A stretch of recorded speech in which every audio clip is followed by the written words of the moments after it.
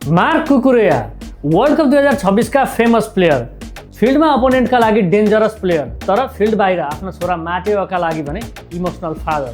On the field अनि off the field उनी जे गर्छन् सबै माटेओका लागि गर्छन्। यो मैले भनेको होइन, कुकुरेया आफैले भनेका हुन्। कुकुरेया र उनकी पार्टनर क्लाउडिया रोड्रिगेजका 3 सन्तान छन्, तर जेठा छोरा माटेओ भने अटिजमबाट ग्रसित छन्, जसका कारण नै कुकुरेया माटेओका लागि फिल्डमा बेस्ट पर्फर्म गर्छन् र गेम प्र्याक्टिससँगै माटेओ सहितको फ्यामिलीलाई पनि प्रायोरिटीमा राख्छन्। 2023 देखि नै कुकुरेयाको डेली रुटिन यस्तै भइरहेको छ। माटेओ 3 वर्षको हुँदा उनी अटिजमको शिकार भए। अहिले उनी 6 वर्षका छन्। यसैले कुकुरेया गेम र प्र्याक्टिस सकिए लगत्तै माटेओ भेट्न पुग्छन्, कहिले हस्पिटलमा त कहिले अटिजम थेरापी सेन्टरमा। फुटबलभन्दा ठुलो कुरा उनका लागि आफ्नो फ्यामिली हो। फिफा वर्ल्ड कपको फाइनल गेममा पनि यस्तै भयो। ट्रफीका लागि Argentina versus Spain face to face हुँदै थिए। स्टेडियममा 80,000 अडियन्स थिए। त्यसमध्ये एक बालक थिए माटेओ। पुरा टुर्नामेन्टभरि स्टेडियम आउन सकेका थिएनन् माटेओ, किनकि माटेओ अटिजम स्पेक्ट्रममा छन्।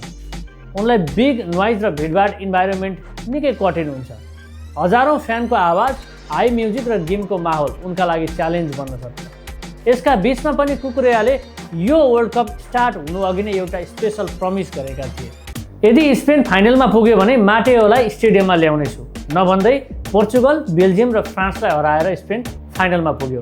त्यसपछि कुकुरेयाले माटेओका लागि स्पेसल व्यवस्था गरे। उनले माटेओलाई सेफ र सहज फिल हुने गरी साउन्ड प्रुफ भिआइपी बक्समा राखे। त्यस ठाउँबाट बिना कुनै नोइज माटेओले आफ्ना बुवालाई वर्ल्ड कप फाइनल खेलिरहेको हेर्न सक्थे। त्यो रात माटेओले पहिलो पटक आफ्नो आँखाले देखे उनका बुवा वर्ल्ड च्याम्पियन बन्दै गरेको। यता कुकुरेया पनि माटेओको उपस्थितिले इमोसनली बलियो अवस्थामा थिए। कुकुरेयाले आफ्ना हरेक ट्याकलमा आफ्नो सम्पूर्ण शक्ति लगाए, हरेक रनिङमा पावर लगाए, फिल्डभरि कन्टिन्यू दौडिए, अपोनेन्टको अगेन्स्टमा सारा शक्ति खर्चिए। कुकुरेयाको करियरको बेस्ट पर्फर्मेन्स, डिफेन्समा एकदम सोलिड, किनकि कुकुरेयालाई माटेओको मुहारमा खुसी फर्काउनु थियो र सँगसँगै स्पेनको वर्ल्ड कप भिक्ट्रीमा ठुलो रोल पनि खेल्नु थियो। नभन्दै स्पेनिस टिम दोस्रो पटक वर्ल्ड च्याम्पियन बन्यो। सबैको ध्यान ट्रफी सेलिब्रेसनतिर थियो, तर कुकुरेयाका लागि लाइफमै सबैभन्दा बेस्ट मोमेन्ट बाँकी थियो। उनी सिधै छोरा माटेओ नजिक पुगे, उनलाई फिल्डमा ल्याए। छोरा र पत्नीलाई अँगालोमा बेरेर उनी निकै बेर भावुक बने अनि वर्ल्ड कपको ट्रफी सँगै उठाए। न्यू जर्सी स्टेडियममा यो उनको दोस्रो ट्रफी थियो। अघिल्लो वर्ष पिएसजीलाई हराउँदै क्लब वर्ल्ड कप जितेका थिए उनले। वर्ल्ड कप र क्लब वर्ल्ड कप दुवै जित्ने एक्टिभ प्लेयरका रूपमा उनले दुर्लभ रेकर्ड पनि बनाए। कुकुरेयाले छोरा माटेओका लागि गेममा बेस्ट पर्फर्म गर्नु मात्र होइन, लामो र घुम्रेको कपाल पनि उनैका लागि नबाँध्ने गरेका छन्। माटेओलाई भिडभाडमा हुँदा वरपरका मान्छे चिन्न गाह्रो हुन सक्छ, त्यसैले कुकुरेयाले कपाल खुला राख्छन् ताकि टाढाबाट पनि माटेओले आफ्ना बुवालाई सजिलै चिन्न सकुन्। हजारौँ खेलाडी बीच फिल्डमा दौडँदा पनि माटेओले उनलाई छुट्याउन सकुन् भन्ने एउटा बुवाको सानो प्रयास हो। त्यसैले कुकुरेया आफ्नो छोराको हेल्थलाई मध्यनजर गरेर हरेक डिसिजन लिन्छन्। हालै मात्र स्पेनिस टिम रियल मड्रिडमा कुकुरेया जोइन भए। रियल जोइन हुँदा पनि माटेओका लागि थेरापी सेन्टर र स्कुल नजिक पर्छन् पर्दैनन् भन्ने कुरा यकिन भएर मात्र उनले डिसिजन लिएका थिए।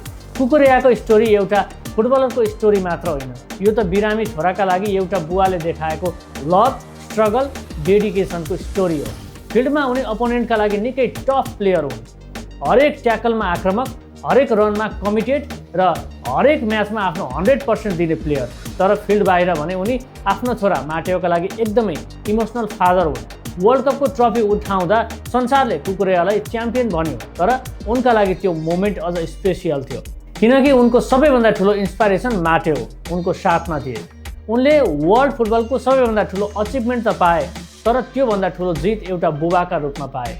चेल्सीबाट क्लब वर्ल्ड कप जितेका, बार्सिलोनाका लागि स्पेनिस कप जितेका अनि युरोपियन च्याम्पियन हुँदै वर्ल्ड कप जितेका कुकुरेया मैदानमा वर्ल्ड च्याम्पियन त हुन्, तर माटेओको जीवनमा भने उनी पहिले नै सबैभन्दा ठुलो च्याम्पियन बनिसकेका छन्। Let's play Nepal. Like, share and subscribe.